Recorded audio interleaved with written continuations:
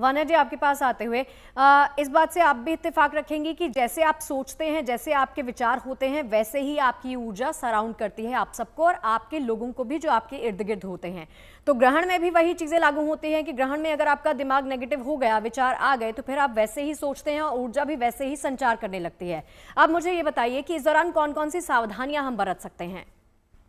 जी, सबसे पहले धन्यवाद शगुप्ता जी। आपने बहुत अच्छा प्रश्न पूछा है कि कई बार हम अपनी लाइफ में सिर्फ अपनी एनर्जी से ही उन इवेंट्स को इनवाइट कर लेते हैं जो कि हमारे जीवन में होने ही नहीं होते हैं। तो जैसे ग्रहण से बहुत ज्यादा डर लगता है सबको, ग्रहण से हम लोग बहुत जगह पढ़ते हैं ये मत करो वो मत करो, बट मैं इसको थोड़ा सा अलग पर्सपेक्टिव से देखती हूँ। ग्रहण का मतलब होता है अच्छी चीजें अपने जीवन में ग्रहण करना और अपनी लाइफ से नेगेटिव चीजों को निकालना।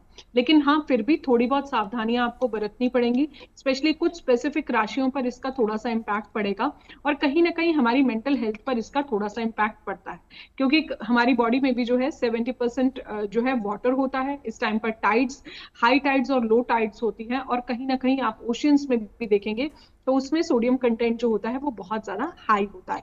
तो इस टाइम पर जितना आप ओम नमः शिवाय का जाप करेंगे, नमः शिवाय का जाप करेंगे, त्र्यंबकम मंत्र का जाप करेंगे, यानी कि ओम त्र्यंबकम यजामहे सुगंधिम पुष्टिवर्धनम उर्वारुकमिव बंधनात् मृत्युर्मोक्षी मामृतात्, या फिर ओम चंद्रमसे नमः का जाप कर लीजिए, या फिर आप ओम सोम सोमाय नमः का जाप कर लीजिए, या फिर अगर आपको वो भी थोड़ा सा टफ लगता है तो आप नमः शिवाय का जाप कर लीजिए। इस टाइम पर आप थोड़ा सा मेडिटेशन अगर करते हैं तो बहुत अच्छा है। मूर्तियों का स्पर्श आपको नहीं करना है, क्योंकि इस टाइम पर ईश्वर जो होते हैं वो ऑलरेडी पीड़ा में होते हैं। मंदिरों के कपाट जो होते हैं वो बंद होते हैं। ग्रहण का मतलब होता है अपनी लाइफ में कुछ भी पॉजिटिव को इनकलकेट करना, इम्बाइब करना या फिर इनवाइट करना। ग्रहण से आप बिल्कुल मत डरें। और जो है सूतक काल लग रहा है, ये पूर्ण चंद्र ग्रहण है, तो तुलसी दल जो है अपने खाने में जो है डाल दें। और वो ग्रहण के टाइम पर आप स्पेशली जो है आप खाना मत खाएं, क्योंकि उस टाइम पर थोड़ा सा कहीं ना कहीं इमोशनल मेंटल हेल्थ थोड़ी सी डिफर करती है, वेरी करती है, थोड़ा आप स्ट्रेसफुल फील कर सकते हो। स्पेशली जो प्रेग्नेंट लेडीज हैं उनके लिए स्पेशली आप उस टाइम पर थोड़ा सा अगर आप रेस्ट करते हैं, कुछ नहीं खाते हैं, आप मंत्र जाप करते हैं या फिर आप मेडिटेशन करते हैं, ग्रहण अगर से किसी आपको की, बिल्कुल वान्या भी जी, घबराना सेहत नहीं नहीं है। ठीक है, हेल्थ के हाँ जी, चक्कर में है हाँ ना, जी। वो क्या करे? मतलब मैं देखिए मरीजों अगर के आपकी एस्पेक्ट से समझना चाहती हूँ, अगर किसी को खाना ही है तो फिर वो कैसे खाए। देखिए अगर आपकी मेडिकल कंडीशंस नहीं अलाउ करती हैं तो आप हम्म। जैसे जो खाना है जो आपको लगता है कि आप नहीं वेस्ट कर सकते, अगेन आपको रीयूज करना है, तो आप तुलसी दल डाल दीजिए। हम्म। कोशिश कीजिए फ्रेश खाएं, लेकिन अगर आपके घर पर कोई नहीं है, आप बड़े बुजुर्ग हो, तो आप उसमें तुलसी दल डाल दीजिए। ग्रहण के दौरान जो है तुलसी को वैसे खाना नहीं है, कंज्यूम नहीं करना, लेकिन आप सिर्फ खाने के अंदर इसको आप डाल सकते हो। किसी की हेल्थ नहीं अलाउ करती है, मेडिकल कंडीशन नहीं है, तो आप थोड़ा सा कुछ लाइट फूड खा लो। आपको हैवी ऑयली ये सब तला भुना ये सब नहीं खाना, जो बिल्कुल लाइट हो, जो आपको बहुत ज्यादा डाइजेस्टिव इशू जिससे ना हो। जी। क्योंकि ऑलरेडी अगर आपका थोड़ा सा मेंटली आप स्ट्रेस हो, कोशिश करो आप फास्टिंग कर लो। वैसे भी 9:30 का टाइम है, तो 9:30 तक मोस्टली लोग अपना डिनर कंप्लीट कर लेते हैं, लेकिन फिर भी अगर आपको लगता है आपको थोड़ी सी भूख लग रही है, या कोई नाइट शिफ्ट में है, कुछ ऐसी कंडीशंस है, तो उस टाइम पर कहीं ना कहीं आप थोड़ा सा पहले खा लो, या फिर आप थोड़ा सा लाइट खा लो, या थोड़ा सा लिक्विड आप जो है कुछ थोड़ा सा कंज्यूम कर लो। जी। लेकिन थोड़ा सा मेंटली डिस्टर्ब हो सकते हो, अपनी मदर का हेल्थ का जो है आपको ध्यान रखना है। स्पेशली कुछ पर्टिकुलर राशियों के लिए, जैसे कुंभ राशि के लिए, या फिर पूर्व भाद्रा नक्षत्र के लिए, या फिर सिंह राशि के लिए, और या फिर जो भी आपकी क्या कहते हैं, कहीं ना कहीं कुंभ राशि, सिंह राशि, कर्क राशि, ये सारी थोड़ा सा आप इसमें केयरफुल रहिए। पर डरिए मत। जीवन में हम्म। ना एक चीज आप हमेशा याद रखना, आप फिजिकली कितने भी फिट हो, अगर आपकी मेंटल हेल्थ खराब है तो आप बड़े से बड़ी चीज भी नहीं कर सकते, क्योंकि आपकी विल पावर स्ट्रांग नहीं है। और बिल्कुल। इसका उल्टा जो है वो बिल्कुल ट्रू है कि हम्म। अगर आपकी विल पावर स्ट्रांग है तो आप जीवन में बड़ी से बड़ी चीज भी निकाल लोगे। तो पहली बात, आप डरो मत, अपनी एनर्जी से उस डर को इनवाइट मत करो। हम्म। पूर्ण चंद्र ग्रहण जरूर है, लेकिन अगर आप मंत्र जाप करते रहेंगे तो आपको कोई भी दिक्कत नहीं आएगी। और बिल्कुल। अगले दिन आप दान जरूर कर दें। ग्रहण में दान का बहुत ज्यादा महत्व होता है। हम्म। आपने नेक्स्ट डे और ग्रहण के बाद आप नहा लें, थोड़ा सा पानी में गंगा जल डाल दें। ठीक है। सूतक से पहले भी जो है आप नहा के शुरू करें। ठीक है। चलिए, ये तमाम चीज़ें तो आप कर ही सकते हैं। उपायों के बारे में मैं आऊँगी आगे, उसके बारे में भी जानेंगे। राज जी हमारे साथ जुड़े हुए हैं। राज जी, सूतक काल के बारे में किसी का प्रश्न आया है, दर्शक ने ही सवाल भेजा है कि सूतक काल के दौरान क्या कुछ हमें करना चाहिए, वो अगर आप बता सकें, जानकारी दे सके तो अच्छा होगा। कि जैसा कि हम सब लोग जानते हैं कि 12:57 पर सूतक काल प्रारंभ हो रहा है। चंद्र ग्रहण में हमेशा 8 घंटे से 9 घंटे पहले जो सूतक काल है वो प्रारंभ होता है।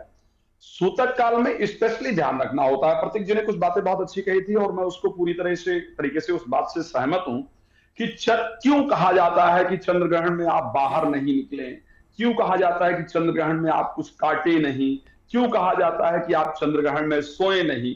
एक्चुअल में उसका साइंटिफिक रीजन क्या है? हमारे शास्त्रों के अंतर्गत सनातन धर्म में स्पेशली जितनी भी चीजें हैं, जितने भी धार्मिक व्रत हैं, त्योहार हैं, जिन मंत्रों को जप करने की बात कही गई है, वो सब कुछ कहीं ना कहीं साइंस से रिलेटेड है।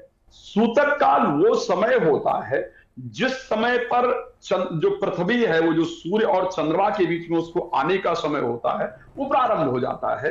तो जो चंद्र की ऊर्जा बाकायदा प्राप्त होनी चाहिए, जिस वे में प्राप्त होनी चाहिए, उस वे में प्राप्त हो पाती है। तो ये चांस होते हैं ग्रहण में। हमेशा किस लिए कहा जाता है ग्रहण में कुछ खाएं नहीं? अभी तक जो चर्चाएं चल रही थी, ग्रहण में कुछ ना खाने का मतलब है क्योंकि सूर्य और चंद्रमा दोनों की एनर्जी धरती के लिए बहुत इंपॉर्टेंट है।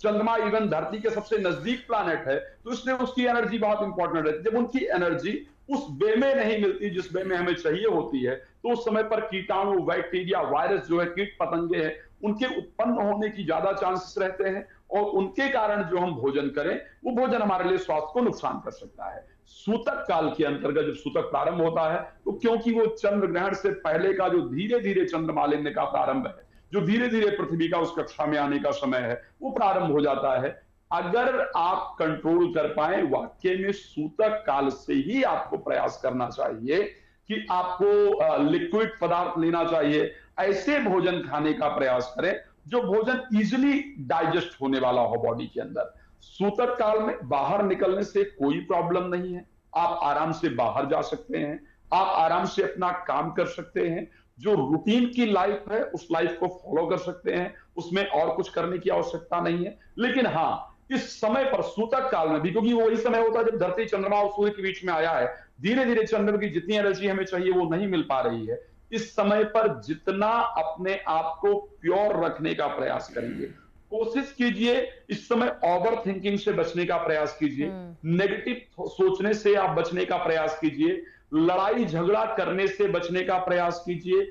जितना हो सकता है उतना बहस, जितना अवॉइड करेंगे चीजों को, उतना बेहतर होगा। इस टाइम पर जितना अपने आप को पॉजिटिव रखेंगे। क्यों हम कहते हैं कि भाई जप करो, इस समय पर जब ग्रहण होता है तब जप करो। सूतक काल में भी परमात्मा की आराधना की बात कही गई है। आखिर क्यों ऐसा कहा गया है?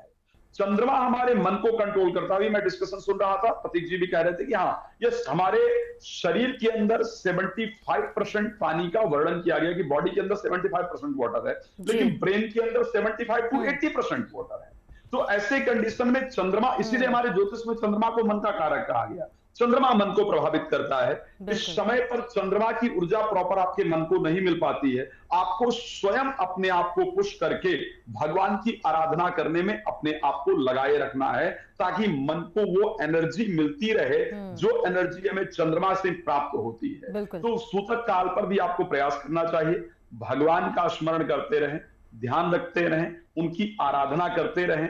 कोशिश करें, बाहर निकल रहे हैं तो बाकी नॉर्मल कार्य कर सकते हैं। इस समय पर भी स्पीड से गाड़ी वगैरह चलाने से आपको बचने की आवश्यकता है। आखिर क्यों ऐसा कहा जाता है कि समय पर स्पीड से गाड़ी ना चलाएं?